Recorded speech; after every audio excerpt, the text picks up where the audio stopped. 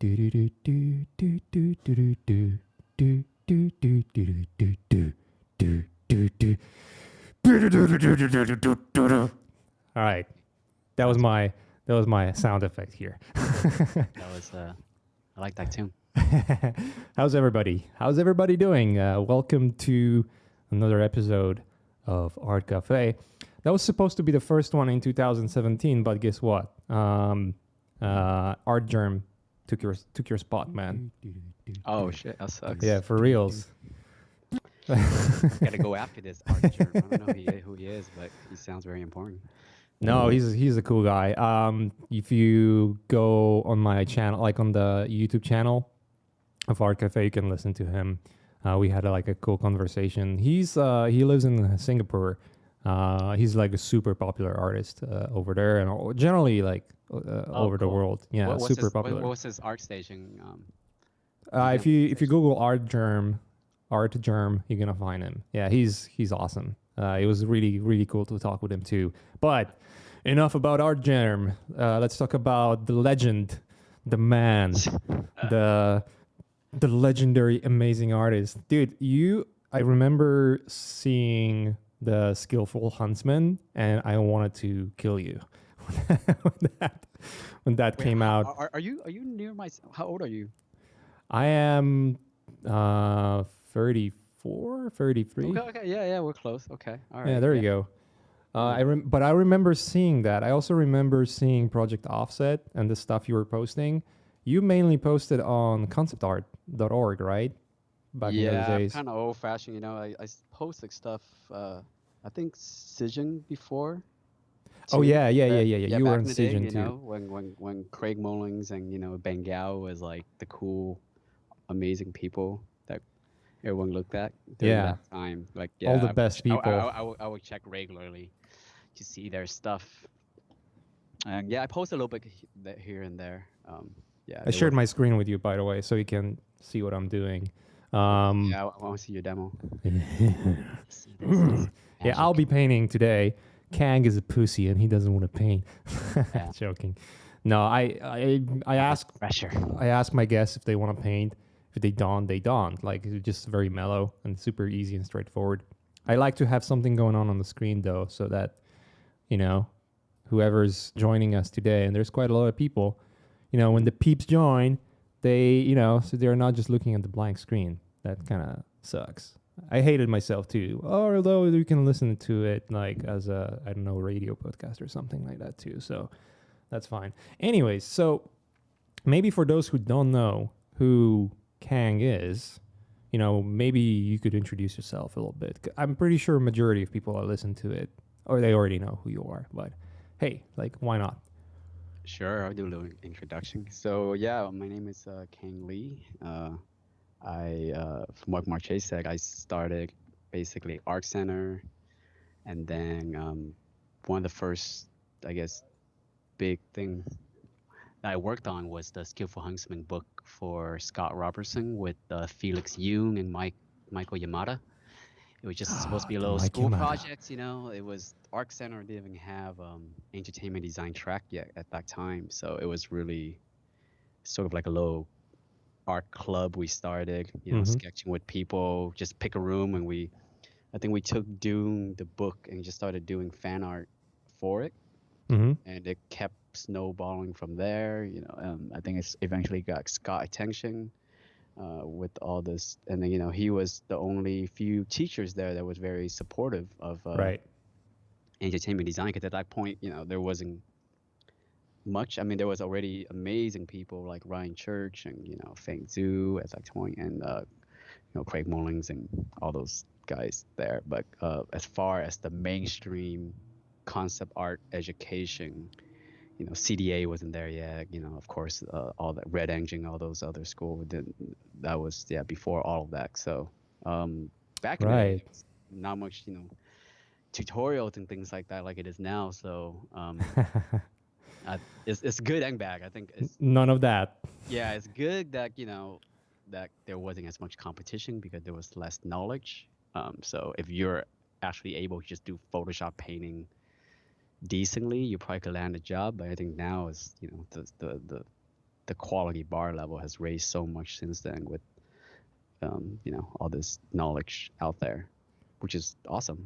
It brings Yeah. everybody skill up even more. Like like your school, it helps bring the whole industry forward. So yeah, we did the skillful hunting thing. That was kind of crazy because Arc Center alone was madness. People barely sleep there. So doing That's what I heard. Like it's very yeah, it's demanding. like we were in term, doing a art book on top of our homeworks and things like that. Right. And we didn't realize the sort of weight that the books will have eventually have, I guess, on a lot of the school and things out there. So we just did it for fun. It wasn't really, we didn't plan anything big. We were like, let's just, well, Scott, publishing this, let's just make it cool and apply what we learned there. And Hmm. now when I look at it, I'm kind of embarrassed because it's like really old stuff. It's like you cringe Still holds up, dude. looking at it. So I'm glad it's still doing well. But yeah, it's always scary to be published because people sort of just see that, and if they don't see your latest work, it kind of look like you're just stuck in that time when you look at it. And I haven't really Right. posted much on my website in the last 2 years either. So yeah, We are doing different things, which we'll eventually get into. But yeah. remember, I think, what year was that? What year was when the book was out? I can't remember. It was You know, 2006, 2007, something like that?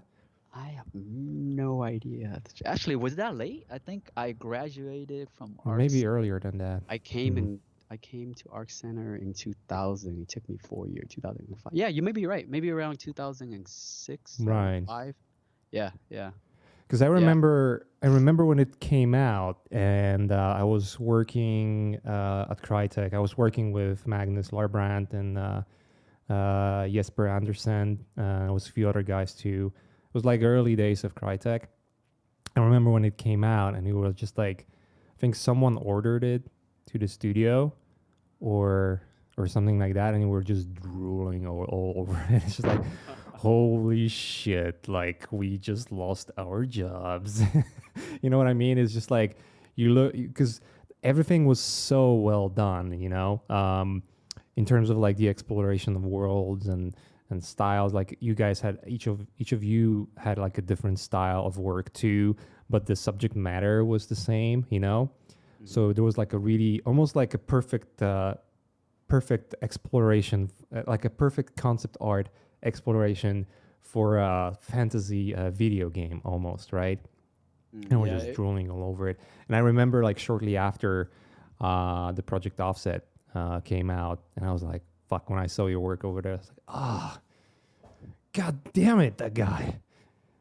So, happy to hear it, man. But yeah, dude, your work is really amazing and inspire a lot of people. it's So all right. It's okay.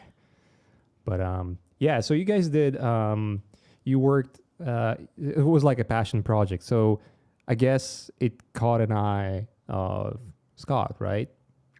uh, Or yeah, you guys did it together. we Scott approached us, because I think we're really lucky actually, because Ryan Church actually went to Arc Center and Mm-hmm. he graduated from Arc Center, I mean, and then he came back to teach just a workshop, not like a class, but it's to me, I think it was almost the first concept art class at Arc Right. Center. It felt like that because they had entertainment design there before, but it was like people were making chessboard, and it's more like it's very much more crafty and Yeah. fine art in a way, a little bit, not really like entertainment focused. But Ryan Church class was the first class taught by a professional that was amazing, and he was using Painter at the time, so we're all like, oh, we're using Painter. So actually, I was stuck with Painter for a while because the tricks and the techniques that he uses was very yes, it's a Painter process. So that was really cool. Like I'm so very grateful for that Yeah. experience because I learned a lot from just watching him work. And he was on episode 2 Star Wars at that time. So at the end of the class of that semester, he got us all up to visit the ranch, and as students visiting the Damn. ranch, yeah, Lucky you. basically like, and we were a few of us was able to go to the third floor, which is a very secretive at that time. Like nobody get to go up to that floor really, and it was Unless really, you work over there, right? yeah, unless you work over there, and you have to be working a very specific group to even go to that floor. So it's not Oh, I just for see. any worker. It was very like a secret room where they were working on the current Damn. Some episode 2 and 3. special So privileges. yeah, man, it was awesome because big fan of Doug Chang. That's the only reason why I actually even got started doing this whole thing was seeing Doug Chang's working episode 1 book. Right. And yeah, going up there, and unfortunately he wasn't there, but he definitely was a major influence of mine. That's why I love drawing mechs so much. Oh, I And see. mechanical stuff was seeing Doug penning marker drawings and trying to copy it, you know, and it was yeah, it was just the whole classic drawing really inspired everybody to move forward. And a lot of people was amazing. That class had Chris Appelhongs, one of my close friends still to this day, and we had Steve Jung. We Oh got yeah, Steve's gonna join this podcast soon too.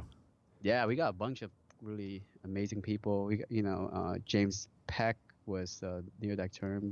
Tyler West. So there's tons of Damn, cool guys near recognizable that names. time. Yeah, Awesome. yeah. That must have been an epic class because it just turned into epicness all over the place.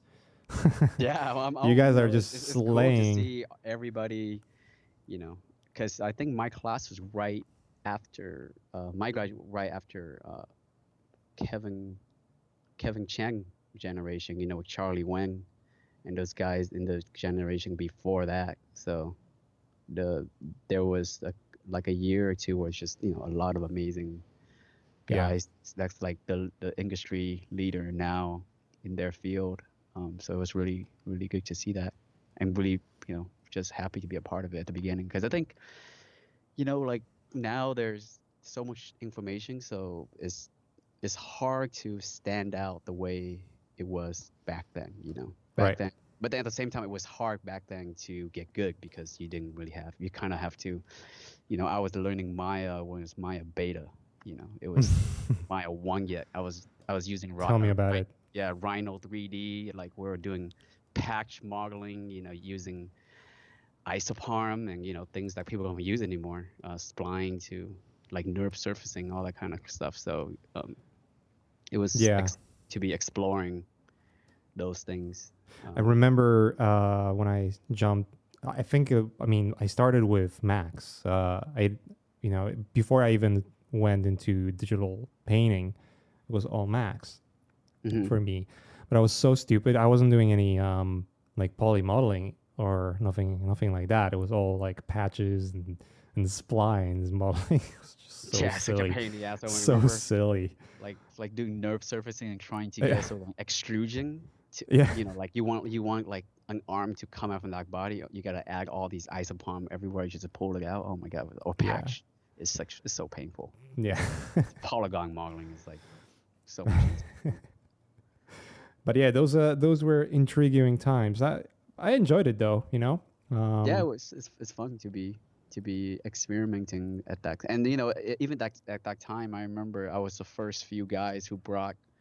I had an Acer tablet. This is before iPads and all that stuff. Heck, Damn. or Cintiq pad. So I was using this Acer pad and painting on it at life drawing class. So everyone else was on their charcoals and oil paints, and I had this like tablets, and I was trying to do digital paintings inside this live workshop, and it was really really fun to be just near the frontier of that. Not really the frontier. I mean, guys like Craig Mullins and Ryan Church, and those guys are really at the frontier for this whole digital painting era. Yeah. Those were golden times of concept art. No, it was. Now it's about VR sculpting, I think. So. Yeah, it's moving slowly towards that direction. I don't know if you've seen. I don't know if you know who Dominic Quack is. There's Yeah, quite I've seen some stuff. Yeah, lately. Yeah, it's really yeah, cool. he's doing some VR sculpting. I think Meets Mayer is doing some sculpting in VR as well. Just quite a bunch of guys that are jumping on it. One of That's the pretty ILM guys I saw, Geo. Can't remember his last name. I'll pick it up next time. But yeah, I saw some badasses starting to use VR, and obviously likes Jama, who basically does those VR paintings with Photoshop. It's so easy to set up in Photoshop, by the way, to paint hmm in VR. Yeah. But you Yeah. only have like there's limitations, like you only have one layer, and in order to hmm make it like even feasible, but it's still possible, and it's looking sick, man. Like those Yeah. Yeah. Yeah. VR paintings are just insane. But yeah, so you guys did Skillful Huntsman, um, and then what happened next? Like I know obviously you graduated, but Yeah, I graduated, and then what was next? when was the So the project offset? Skillful Because Huntsman really helped us, in terms of just recognition in the mm-hmm, industry, and it was really awesome we're really lucky that Scott even gave it that opportunity. Everything happened very like we're all got job offers and everything, but I wasn't sure what I wanted to do at first because I was already working on a film, my first feature film, but it's an animation, the Monsters House. okay, So that was a CG movie, I think produced by Robert Zemeckis, directed by Gil Keenan. That was really cool. That was just me and Chris Appelhang in a room directly with Gil Keenan. that's And cool, there was no production designer. It was just director with artist, and we're just slam out all of the main beats of the nice. story. It's the best You know, way to do it, right? yeah, it was really so. I had that film experience. I think that was fourth or fifth term of school. So I really enjoyed it, but at the same time, like I love games, and I think I like video games. and I like to explore the places that I made Mm-hmm. more than just watching as a quick glimpse on the film. Like you work Right. on a film for 2 3 years or something, but you see it in 2 hours versus a game you can really explore that place that you created. So I always love that sense of exploration and Yeah. for games. So graduated. I think Anthony Francisco was working at this company called NCSoft, which is huge in Korea, but they have a little branch in Santa Monica that was going to be the think tank hub of all their studio. That was their plan, is to come to US and hire the best of Hollywood talents and all that stuff Mm-hmm. to basically make uh, the main concept art hub for all of their games because they were Right. working tons of they were trying to invest in the US. They had a bunch of MMOs and stuff going on at that time. So it was, and that studio was amazing. I joined because the talents there was really awesome. So I moved to Santa Monica. I work with this is after graduation. I work with so Anthony Francisco, which is really funny. So many funny story about that guy. So awesome to work with him. He's Yeah, I might get him on uh, the podcast too. He's yeah, right now he's working with the Marvel guys, right? yeah. So The he's visual a Marvel development. guy. And he's done a lot of stuff. He always just He's such a nice if guy. yeah, if Whenever you you ask him talk what with he him, he's works like on, the yeah. sweetest person on earth. If you ever ask him what he works on, he always tell you like the crappiest movie he works on, and then like skip over all the most amazing thing he worked on. It's really funny. Yeah, he's that. He's He's like, kind of like I that. worked on Species too, but then he don't mention all the other crazy, awesome movies he worked on. Like all the And Avengers and yeah, fucking badass yeah. concepts that he's done in the meantime. It's like, no, yeah, I'm working on the chessboard game. Yeah, Kevin Cheng was running that was the art director at the time when I joined. Oh, that's cool. I didn't Who know he else? art directed. So Yeah, and then Paul Christopher was another concept artist. I don't know, his work. He's really yeah, amazing. I've seen it. Yeah, for Yeah, sure. so Paul Christopher was there. Who else was there in the concept crew? We had Hong Lee, who's Oh now yeah, yeah, yeah. Hong. He's at the Riot right now. Yeah. Yeah, he's an industry veteran. He's been working in video game, I think, since video game is video games or something. He's been around. Yeah, I've met him first time at Naughty Dog. Yeah, When I joined Naughty Dog, he was working there. yeah. Steve Shirley and who else? Eventually, Steve Messing joined us, and after I left, The legendary Messing. James Peck joined was there. I forgot who else was there, but that's after I left that studio. But Dang, dude, you've had basically the industry badasses all Yeah, over the place working that with you. NCSoft crew was pretty amazing. Too bad, we really was too far away from their other NCSoft project to really made a big impact. And I think that's one of the reasons why the studio sort of shut down because there wasn't really Right. a reason for it. Like every studio that they had their own concept artists in house. So I think we were just sort of way of their Right. production.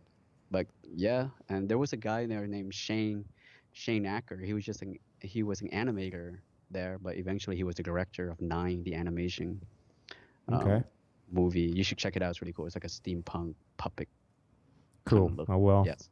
Yeah, really awesome. So yeah, really, really amazing people came out, and there's bunch and who else? Yeah, just tons of guys. Really, they got really good people. And then the reason why I left was because one day we are just working, and then somebody showed us video of a crow taking off his mask, and it looks amazing, right? It's like I look like live action, but it's no wait, not live action, like pre-rendered, Right. but Was it's the Project Offset, right? yeah, it was a real-time video that had motion blur in video Yeah. games. It has depth of field. It has a lot of the features that makes an image looks more realistic than at the time. Even on the Unreal Engine or anything like that had. So it was uh, I was blown away, and then I found out they were just in Riverside. Two brothers, Travis and Trevor, and the main brain of the game engine behind it was Sam McGrath. And I like as I just emailed them and just wanted to visit. Mm-hmm. And after visiting them in this little apartment, they were just doing it out of there and like totally indie hardcore. It's like Sam built that game engine in 9 months in his apartment. And That's bizarre yeah, and and then awesome at the same time. yeah, they were NorCal, and I know actually I forgot where they were from, but yeah, they were at Riverside when I visit them. And then I saw that I was getting paid pretty well at NCSoft and just dropped everything and worked for free for them for 3 months, I think, because that's how much I believe in that project. And Wow. that's sort of the beginning of my indie game bug, that I could never get rid of. Like I still doing that to this day, just keep doing, my own thing.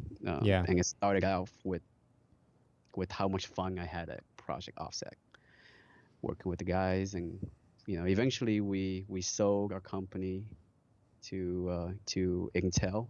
Mm-hmm. I mean, too bad it got canned, but it was a really amazing project. I learned so much, because I came on as an art director, and so I was able to learn a lot of the pipeline of games, getting Yeah. really technical. 'Cause I always loved 3D before that, so just be able to use the technical skill plus design skill together, and being a place that was small enough to allow me to use both of them. Yeah. Not really just doing that one little cogs in the machine. It was Mm.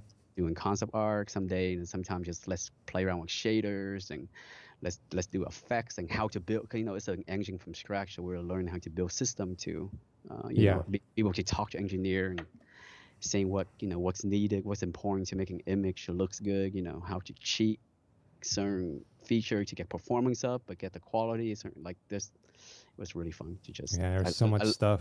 Yeah, I love doing that. Like that's why I really love about games, just solving these problems. With like film is different, where film if you have more time, you can add more to that shot. And Yeah. it will look better and better, right? You add more time and more care it will look better. But games, you add more time, and it will Still stop looks running. the same. It, Yeah. well, it will It stop looked running. better, but it's freezes and Yeah, it freezes, crashes. it crashes. So it's almost feels like a live performance. You got one shot at it. Like you Yeah. only could do it.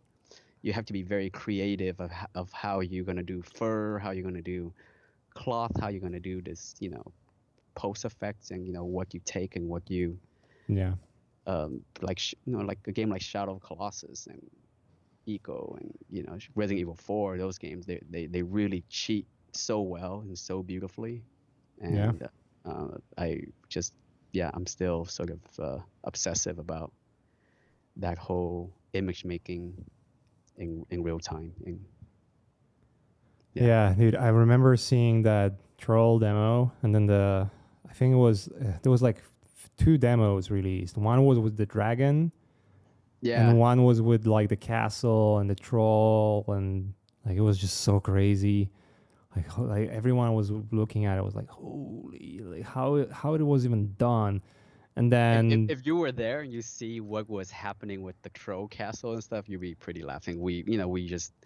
We cheek so much, we're like, man, sure, we got but no time. We barely have any people. We just started adding explosion all around the castle. If you look it's down, mind blowing. It's only yeah, you guys. So I was convinced it was like way more people, yeah, it was a and very small team, and I think that's where I learned the most about how to be economic and design around yeah, limitation. Instead of like blue sky, like, oh, let's just design anything we want. Like, no, let's just design about around what we have technologically yeah, and what we have in terms of talents, like. So that's really helped me building up Hawking from the ground up is through yeah. How did you get learn. to Hawken? How did that happen? I'm Uh, s- curious because so uh, yeah, the Learn Squared journey for me, Ash, and Andrew. It's like, yeah, it's a startup basically. So we kind of know what it entails when you start a company. Starting a video game company, however, where you hire like how many people you ended up having when during the release of Hawken? the final game on 12/12/12 was much bigger than the Right, first video release. The final game we have was nearly almost, I think, like 100 people, but not just on Hawking. We had like a second game that we were planning already right. in the works in Budapest, Hungary. We have a satellite publishing branch that we built up, Meteor Games in Seattle, and the core guys that actually made Hawking in terms of just the game content without the back end and all that stuff is around maybe 30, 40 people. Yeah, So it's not massive, in terms of, and that's near the end. But the it's first still a lot, video, dude. And running a the company like that, holy hell! yeah, So and I'm curious grinding. how you started. Well, by that time, there's already producers and guys to Yeah, help. of course. But in order to The get there, you have to have a game plan, and it's not like it Yeah, just yeah, happens over the night. Like you yeah, have to yeah. know what So you're doing. the first 9 months, um, well, let me just backtrack how that happens. Was Yeah, yeah. we so I was done with Project Offset. We were done with Intel, um, and I had to decide what I wanted to do next. Because I was always been freelancing on the side for films, Yeah. things like that. Because that's still my main, one of my passion is concept art. So just working as a designer for a film on the side and stuff is something I always enjoy doing. But I knew it wasn't something I wanted to be like. I didn't want to be a film concept artist full time, Right. and I really want to be just a game developer. So after Project Offset, I think we like I left a bit earlier than the other guys on the team, Mm-hmm. so I had time to sort of incubate an idea, and we're going back and forth. I had this idea for a side scroller that's very painfully Miyazaki style. But then I realized if I was doing that, I'll be doing all the art. I was like, man, I have all these 3D artists. I won't be using any of their skill because I'll be doing all the art asset myself if I'm doing a side Yeah. scroller with Miyazaki art style, painterly stuff. And then looking at what we had, the core crew that was willing to work for free for a year period of time was, just only 4 or 5 guys. Um, and actually, it started out with just 3, 4 people. We had an engineer, John Cruiser. We have one animator, Chris Lawley. We had James Hawking, who is the 3D artist, technical artist. He's amazing, and Mm-hmm. all these guys, everybody's is like the top of their game. Even though we're all very new, we're all they're just one of the they're all really good because we tried to hire the best when we were at Yeah. Offset. So all those guys were from a really tight crew, and they're all it's like kind of like a Gone in 60 Second kind of kind of crew. Like we it's like a tight but very good crew. And looking at that, um, the only thing that sort of makes sense for me was some sort of sci-fi game because you can duplicate asset very quickly. You Yeah. know, you're doing a fantasy game or something, you know, you can't duplicate the same broken column 3 times before it starts to look weird. Yeah. Yeah. It's not real, but then you can duplicate a sci-fi column, you know, turn it upside down and make you a bridge, and you know, duplicate a few things here and there and kick bash and turn into a gun. You know, like art asset wise, it's very modular and kick bashy and reusable. Yeah.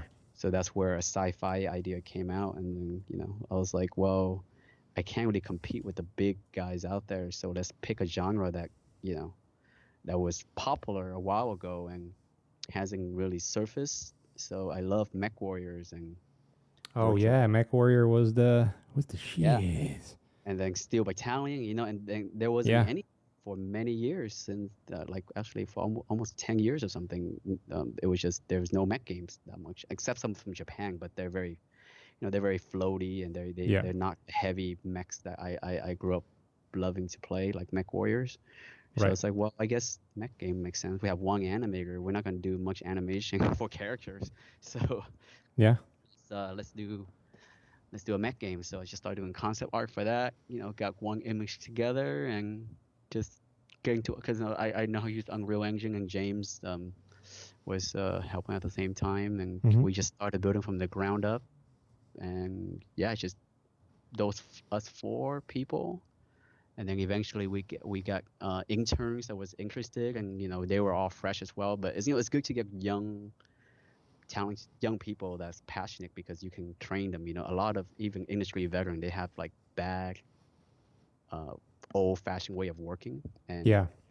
like they're like, we have to ZBrush it, and then we have to low poly it, and then we have to paint it a certain way. And you know, for Hawken, we didn't use much ZBrush for the environment. It's just all diffuse map, like old school Atlas style. You know, Yeah. Yeah. Yeah. just like moving the UVs around to get new texture. So once John Park joined us eventually, once we made those diffuse texture, the 3D artists just have to move the UV around to get new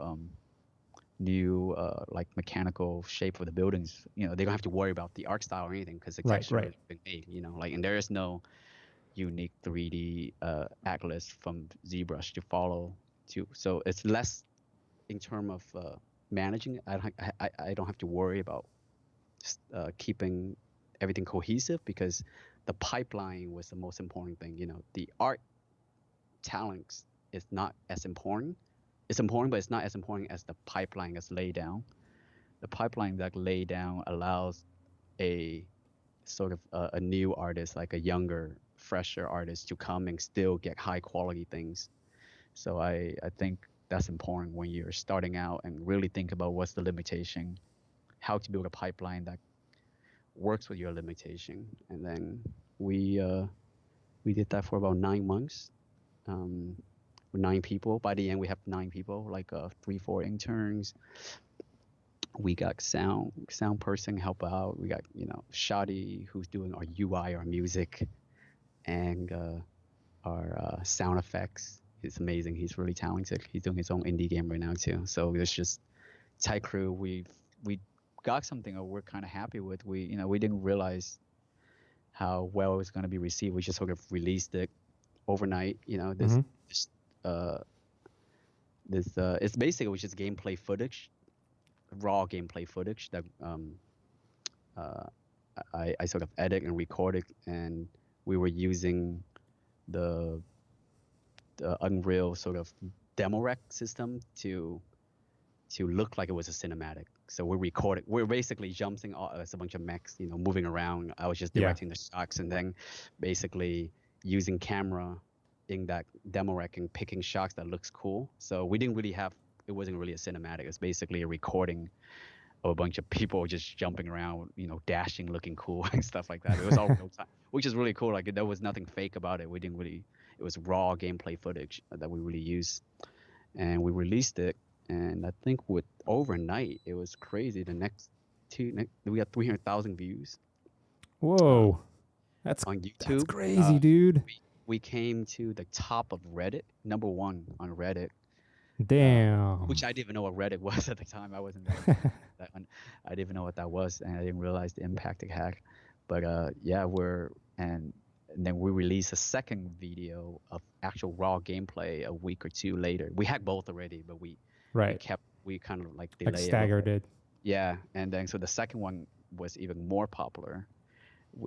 It became like 1 million views, I think, within just a week or two. I forgot how long, but it was really fast. And then yeah, we were just shocked. We were just Damn, super. dude. Yeah, we were That's floored. We're so intense. yeah, like 80-90% of the publishers out there stock, like every like Sony, Microsoft, like Square Enix, like just like amazing. Like Duncan Jones, the director, came by and played the games, because he was so into it, the look of it, and Right. it was just all over. It was it was a wild ride, and we were planning to release it for Xbox Live Arcade. That was popular at the time. After uh, Castle Crasher. I forgot what's the game. That game was doing pretty well. I Mm-hmm. think it's called Castle Crasher. But yeah, so we were planning to go that route, um, to stay indie, not to go with any publisher. So Right. we turned down all the publisher. We like, well, if we're gonna go uh, to do on Xbox Live Arcade, and I guess the only publisher that makes sense would be Microsoft, right? You don't want any Yeah. middleman. You just go directly to the company that you have to go through. But during that time, I was getting email from a lot of random people, and one of the guy name was Mick Schlasky, which a lot of people came to us at that time, and like, I'll give you $50,000 to get a certain percentage of your company, like just Yeah. random stupid stuff. Like it's awesome that he did, but it just doesn't make sense for us. And we and I think I avoided Mick Schlasky email like 3 times until eventually we looked up his name, and he was the main founder of one of the main investor of League of Legends. Right. He like if you look him up right now, you'd be blown away. He's one of the main Silicon Valley investor for a lot of crazy projects. I'm bad with names and what thing he works on, but I think he had like over $1 billion investment alone, I think, in LA. So it's crazy. It was Big name in a yeah, it's like in a like I'm nutshell. not from that world, so I didn't really understand the weight of him contacting us. And uh, eventually we met at like this pho restaurant, like just right next to the studio, which I didn't realize, how silly that was to meet him as such like a just a simple restaurant, and Well, maybe right that was next. actually a good thing because, Yeah, like, yeah, he and it's nice because he never really sell himself. He just yeah, he just he didn't need to. yeah, He's just really like a legendary investor in Silicon Valley. So we he offered to uh, give us a certain amount of money for a certain percentage right at that meeting, and it was a huge amount, and I it was kind of risky because it was turning Hawken from a $15 downloadable title into a free to play game, just like League of Legends. It's yeah. very different than what we're going for, so it's scary. So I think I had to think about it, and we turned it down for a while. We're still waiting back and forth with Microsoft. $15 title, Mm-hmm. small money. We're planning to just make small money for a small group of people, get it done quickly, move on to the next game, or Yeah. go Which is with smart, like you don't want to yeah. I mean, overshoot on something looking that. back now, we should have done that because I mean, Hawking didn't really do well, I think, financially, uh, going with this other route, because I think it's uh, I picked a niche sort of genre. Yeah. Mech, mech is a niche genre, the hardcore mech stuff, and I think that foundation of a niche genre with hardcore gameplay, it would have been really difficult, and none of us understood enough about free to play game mechanics and all that stuff, I think, to Yeah. carry Hawking through as a successful title. So yeah, we probably should have stick with our original vision of just doing a small game for small profit. Get maybe make like 2-3 millions for 9 to 15 people, which would have been awesome. And then Yeah. Yeah. just Of course. make another titles after that. But yeah, we end up uh, raising, I think, almost 30 millions for Fuck. you can get these numbers online. But So they it's burn really quick. yeah, they weren't really quick. There's a publishing team. It became sort of out of hand with like I just ended up focusing on the game, and the whole business side was started Yeah. handling. by other people, so it got way bigger than what we planned it to be. So but it was an amazing ride, and we're so grateful for people who had trusting us with that kind of money, and it was Yeah.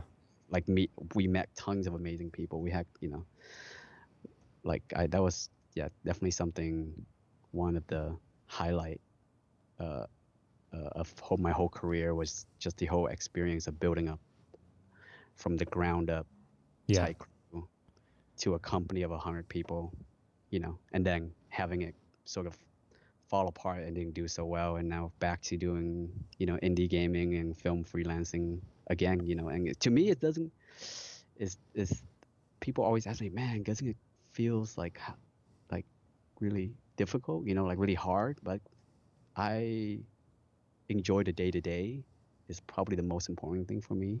Yeah. So my day to day has always been great. I think in my whole career, I built my whole career around that idea. So just try again because it's fun to try again. Like I would love to do something like Hawken all over again, even if I know it's gonna fail again. I just love being building something up from scratch and the excitement of being there at the ground level. So it was really amazing. I mean, there's so much stories, yeah, and drama and all this stuff around the whole experience, and it will take much more time to tell it here. But yeah, Mm. definitely, yeah.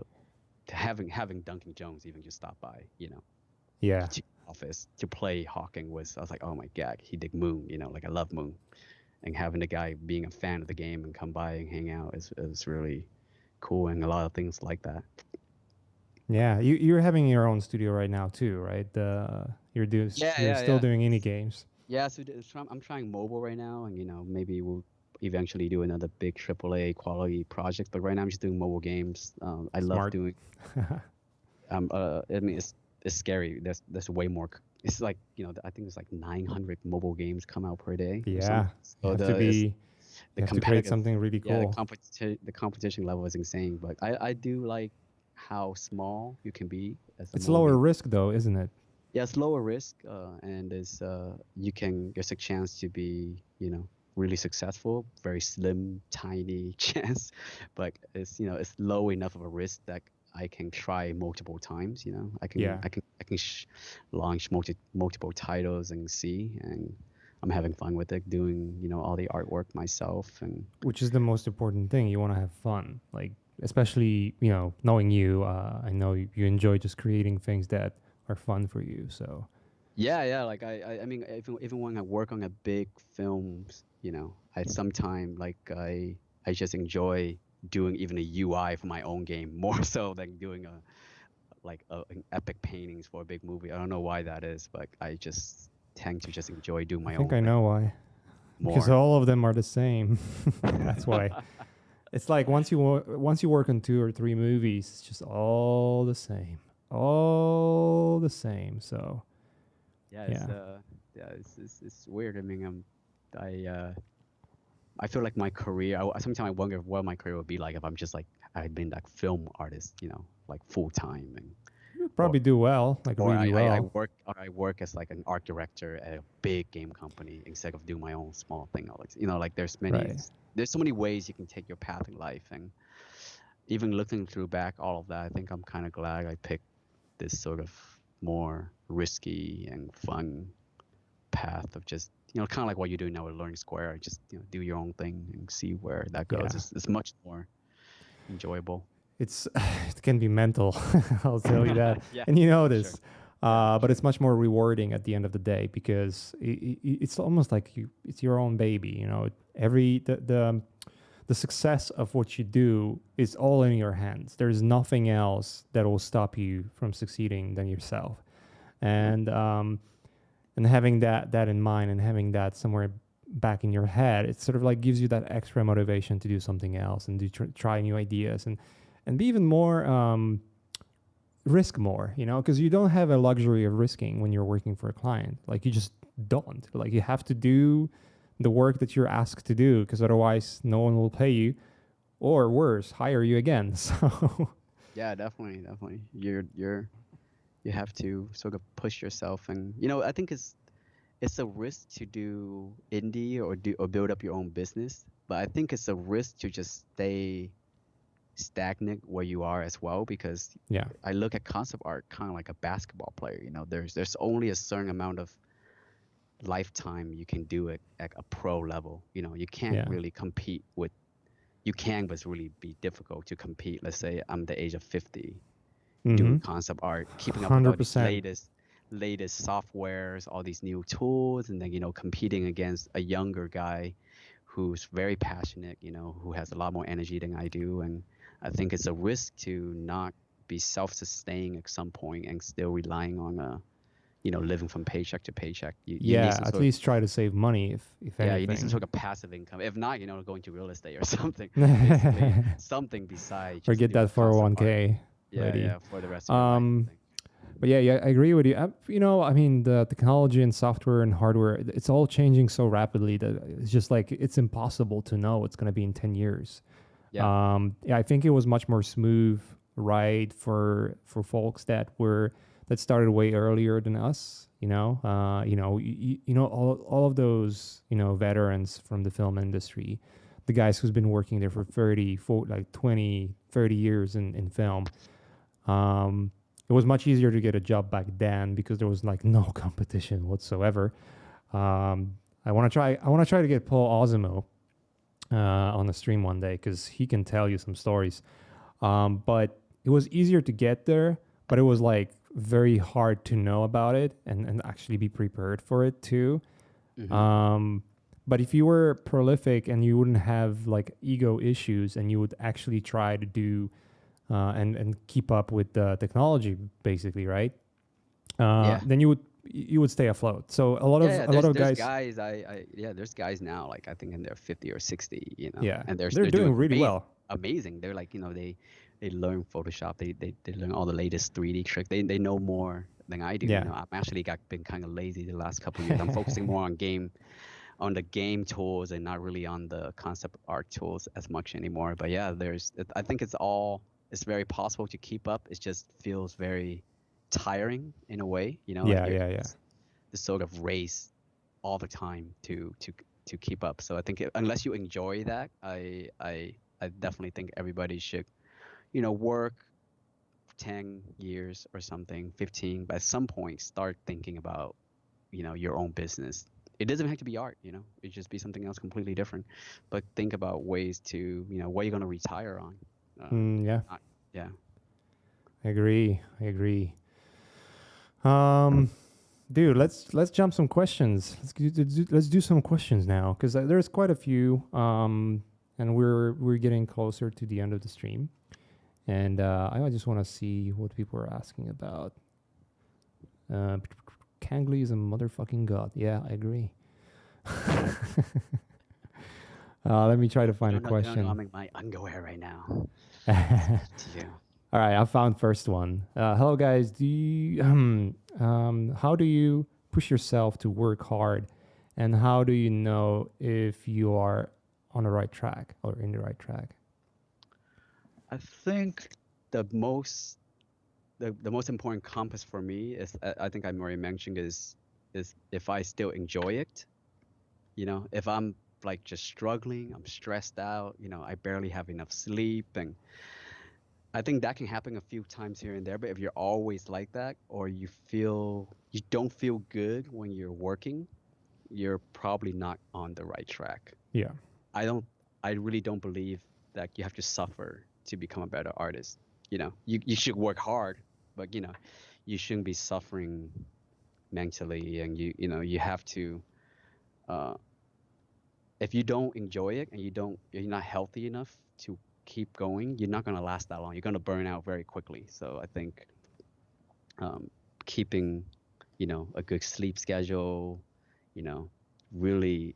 And one thing I learned, actually, I had a high school teacher, Miss Olsen, and she taught me something that was sort of stick with me to this day. And she said, a lot of people say practice makes perfect, but it's, practice makes permanent.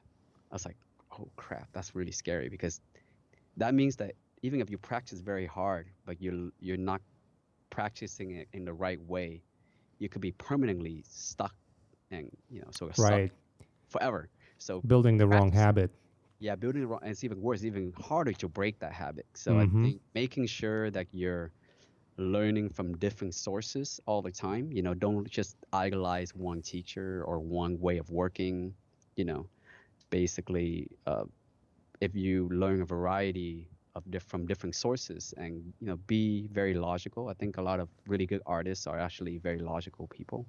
They break things down into little chunk and then they solve them, one chunk at a Yeah. time, like almost like a scientist would. Like, it's not like, oh, feel it out, like, just do what this feels right or something like whatever. That's to me, that's all bullshit. I think almost everything can be broken down into like logical thinking, and that's like John Park and guys like that are like really amazing because they can teach a class and really break it down why you're Yeah. working like this and why certain things work, certain things doesn't. And I think being very logical and practicing the right type of thinking. I actually, it's kind of funny, but like learning a bit of like philosophy and basically teaching, learning logic, learning how to think is probably the most important thing you can do. Not necessarily just like painting, because let's say someone started painting and someone teaching them about color, right? And then Mm-hmm. there's tons of books on color, and they're like, oh, there's there's azure blue, like vermilion red. There's all these color names and technical terms, and if you learn color in that way, you will be so stressed out, and you can't really paint. But if someone teaches you, well, color is warm and cool, you know, there's warm color and there's cool color, and you Yeah. balance them, in your composition by their color weight. So if you have a very saturated color, use it sparingly, on a gray color, and you will get that pop, like very sort of yin yang kind of balance. Like it's all about thinking, instead of thinking so technically, like specific color name and what is the temperature of this color, like it's too technical. So I think Yeah. breaking things down in simple ways and making them, thinking in terms of contrast, everything's a contrast, right? Like when you're painting, the Craig Mullen is an amazing master of contrast where, Oh yeah. most people only, when we're in school, we're learning contrast of dark and light, soft edge and hard edge, like foreground and background, things of opposite. But then, Craig Mullen will have things like contrast of texture, like like a really He was a marble magician. surface, like with like really grungy fur next to it, like having very complex, even just ideas of opposite ideas of even emotion, like you're having certain I would say, let's say you're doing a it's kind of hard to explain, but I'm very not good at explaining it right now, but it's basically So good. the more contrast vocabulary you have in your library, the richer your paintings or your design will become. I Yeah. think it's it's similar to music. Is art is you have all uh, these notes, and I mean these tools and contrast, and how the way how you balance them is what separate a very pleasing piece of art or something very generic. Yeah. I agree. And the way you use them, like how creative you are with using the notes, or in those terms, how creative you are with using your brushes or Yeah, yeah, like software in even general, like even what you're doing now, like on the piece, like the way, where do you place those sort of the pattern, on her bra versus the flat, of the jacket. That's like Yeah. pattern versus flat, and there's like very thin line work in certain areas Titties. and thick line. It's just all like it's things that you do it so casually now, but Oh deep yeah, down, it's it. I'll yeah. tell you. For the longest time, I still have an issue with that, but I never considered myself a designer. I was like, I'm an illustrator, and I don't know much about the design. And the moment you start to learn about design principles, and it's one of those flaky fields where you get to know the principles of design, right? But the application of them is just like a game of chess. You sort of like have to understand almost everything or most of it and it all comes through experience, like nothing else. You just have to experience failing and doing shitty designs in order to make the good ones, you know? Yeah, yeah. Because there's no Eh, rule what's a good design. It's like the rule is that you apply principles of design in the correct way, and you're original. Yeah, and how to be, sort of unexpected, because if you're too right brain about everything, then your work gonna look kind of stiff, like I seen that before, or Yeah, something. But if you have to add in enough contrast or fresh type of contrast that will grab people attention, and that's what makes something look so fresh. Like let's say Aaron Beck's mech design. It looks yeah, really cool because he have these, people was doing very flowy sort of form, very Porsche-like form for mechs for a long time, and yeah, he sort of came in and let's like, or he was very influenced by the whole anime and all of the Ghost in the Shell, all the really cool stuff. But it's for that sure. the shape language that he made cool again was super blocky, like very blocky, and then you get contrast of the fabrics folding over it, Yeah, which makes it exactly. really interesting. You get these square blocks, and then you get these fabric flowing over, and then you would have very flat areas of metal, just surface, and then you have tight details of just, his UI work, his decal work, and things like that. So I think that's when something fresh comes out, is when you just yeah, you just think about contrast all the time. Yeah. All right, let's skip to the next question. For both of you, do you guys set the deadline before you draw your own artworks? Do you think too long not uploading your artwork on social media is the matter? So basically, like uh, timing yourself and how important it is to post regularly on social media. I think when I started, I mean, my whole career started with Skillful Huntsman, so that was very helpful. And then posting stuff on conceptart.org, really got a lot of jobs and recognition. But I Yeah, think at certain point, once your work is out there and people recognize it, I don't think you have to keep posting yeah, anymore. If you just want to look for work, let's say, if you, just want to do for fun, you want to just like inspire people around, and or just have a drive to do it more, because it always feels good to get feedback from the community. And so I think, but as far as having to post, I think you should definitely post as much as you can initially when you're starting out your career. But post the quality. the quality stuff, especially on your portfolio website. I would definitely, your people look at your stuff as your worst stuff. They judge you by your worst piece, not by your best piece. Yeah, you might have So like an amazing painting, and then you have something that looks really shitty, and they will be saying, "Oh, like yeah, he was lucky with that one, but his work is generally this." So yeah. So it's very, make sure you really edit. It's best to have like just 20 good piece on your website versus like 30, 40, 100 piece, and this is all over the place. yeah, So just be really selective of what you're posting. I agree. I agree. I'll add to it. Doesn't matter how many likes you get. Nobody fucking cares. All you should care about is the quality of your work. And if you care about that, if you're only posting once a year, it doesn't matter. I agree it matters when you want to look for work, and maybe you're not at the level in which whenever you post something, the job offers come in. Because some people are like, sometimes you post something and you just start getting job offers because like, holy shit, like for instance, a great example, look at what Ashthorpe just released, his new movie Epoch, and I'm pretty sure job offers are going to be swarming in matter of days, Hmm. after he released that, because it's just such an epic piece. It just looks amazing. Yeah, But it looks I really mean, cool.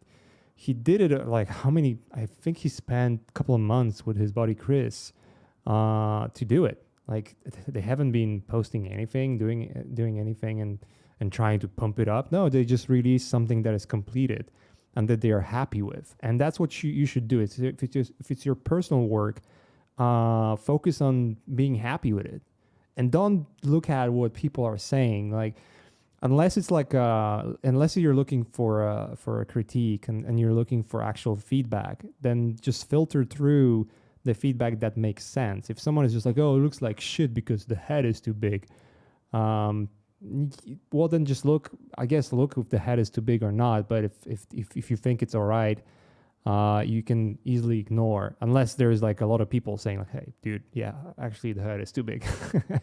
um, a lot of people comment in a very mean spirit, and you should just basically ignore those comments.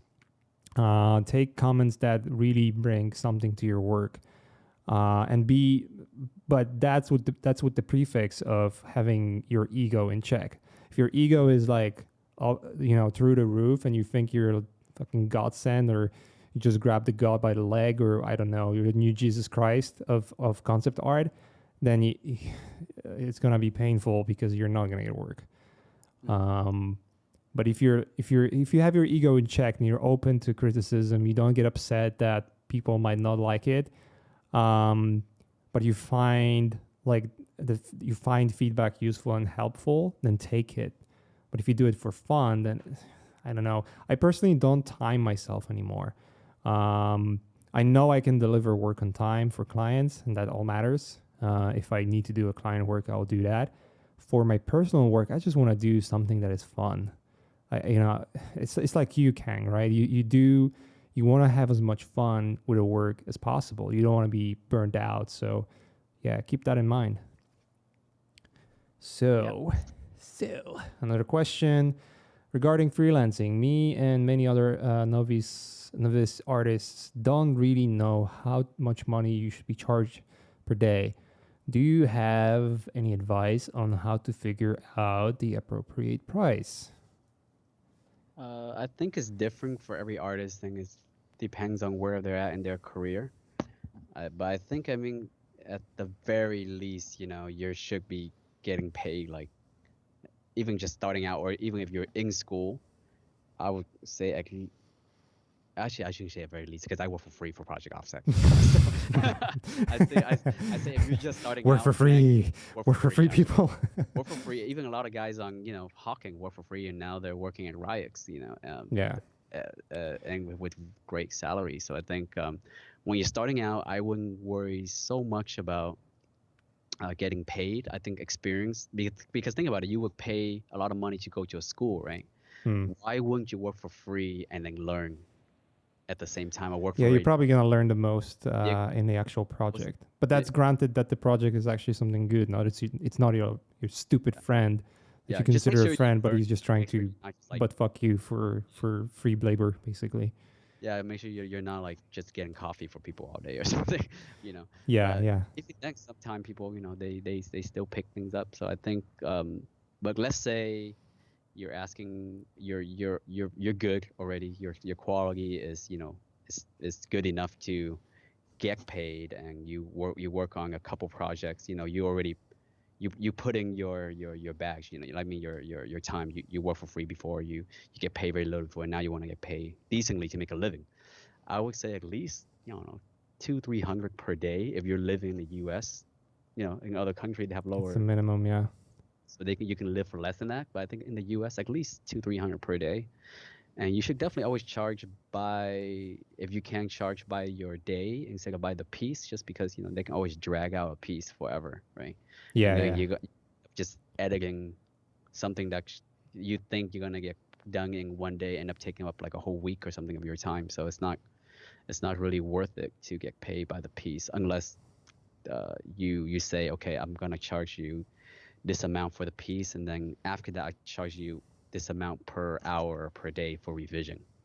Yeah. So you can in that way as well. But I would say, yeah, 200-300 per day. And then I know in the industry you can get paid up to 600, 900 a day, for film. So and if you're like, I think that's for concept artists. I think beyond that, there's theme park work that pays even more, I think. So sometimes, yeah, there's a lot of it's a wide range, and you kind of have to negotiate for yourself. But I think anywhere between 300 to 6, 7, 800 is solid. Yeah.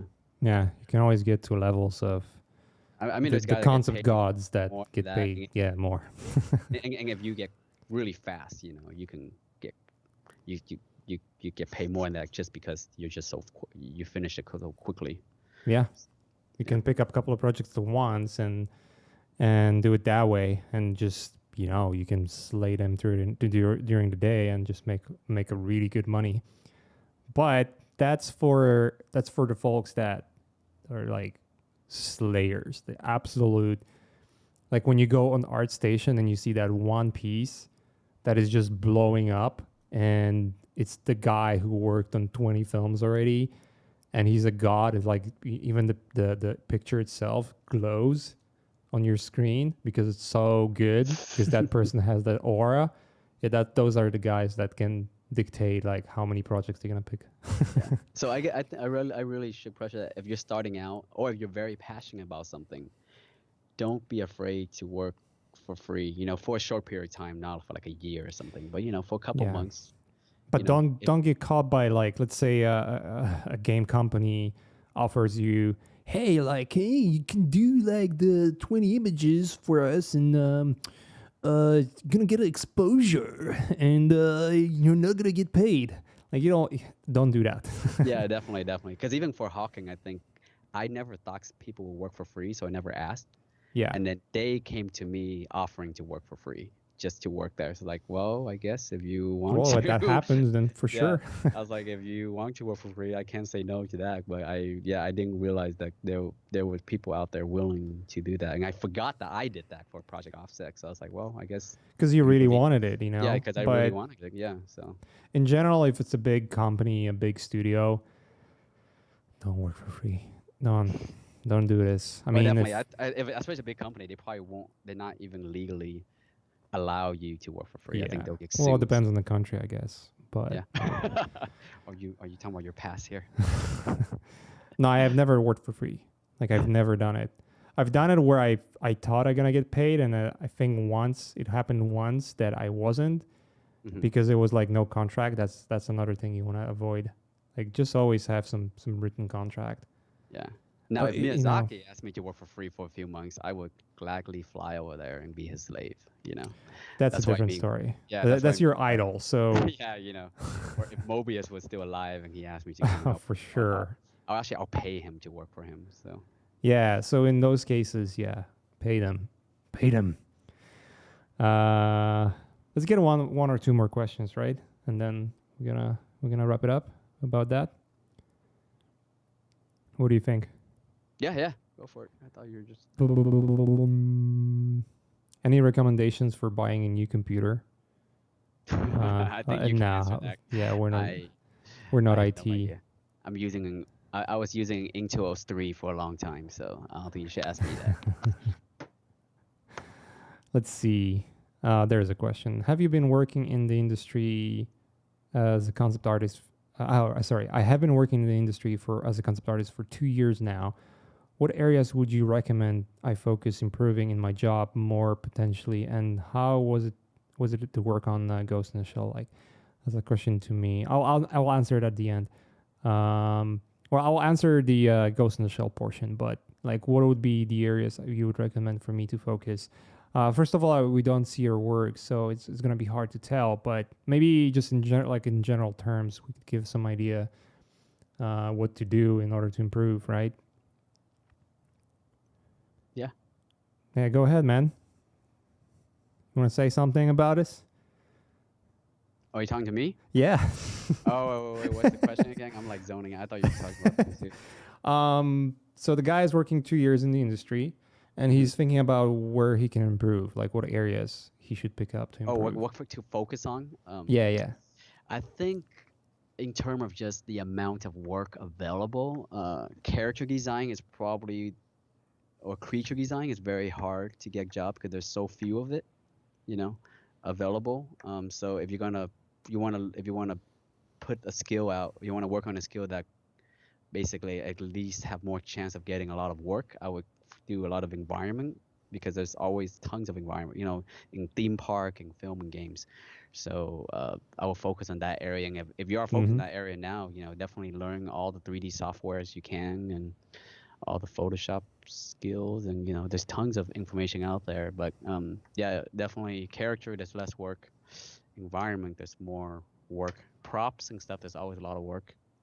But now I think these days, they're expecting you to just know Do everything. everything. Yeah. Yeah, most companies. So I think just but if you are learning, learn one thing well first. You don't want to be okay at just a bunch of stuff but nothing great at any of them. So Yeah. focus on one area first, get really deep with it, like just if you want to really guarantee your job, I would say be at least the top 30 of that, whatever that is, the Yeah. top If 30 in the world. I'm talking about, like, if you're going to be a mech designer, at least look, compare yourself honestly to the top 30 mech designer in the world and see, am I in on that list or am I still far below? And you have to answer it very honestly, or tell other people to look at it and give you, their honest opinion. if And you're I think not, then once, work on it. yeah, you're not, doesn't, don't give up, work hard because everything is learnable. So don't ever give up. Just keep going at it. Cool. The Ghost in the Shell part. I enjoyed it. It was fun. It was a lot of work, but it was fun to work on that project. I worked directly with Rupert, and I've said it already on other stream. Working with that guy is awesome. Like he's just such a cool person to work with. One of the things you learn really quickly when you get a chance to work in film is that the most of the film guys are just as regular as you are, basically. So there's nothing special apart from the fact that they have so much experience or traits that they've built up over time that made them to be what they are, So nothing too special, but something special, obviously, because in order to be a film director, it if someone ever thinks that I can become a film director just because my mom was a film director, you don't understand how this industry works. That's never going to happen. It's obviously going to be easier to work in the industry because you're going to have recommendations from the family. But in order to learn the craft, you have to know what you're doing. So no one's going to, no right-minded studio executive going to hire a person that doesn't know what they're doing to spearhead hundreds of $200 million movie because they know it's going to flip or fail. Sorry. So there's a lot of things that come into making films, and when the film sucks at the end of the day, it's not just director. It can be director, but it can be also a writer. It can be editing. The film editing has so much to do with how the film turns out too. You can have a greatest director making the greatest film with the best script. It's gonna be edited poorly. It's gonna suck. It's gonna look like shit.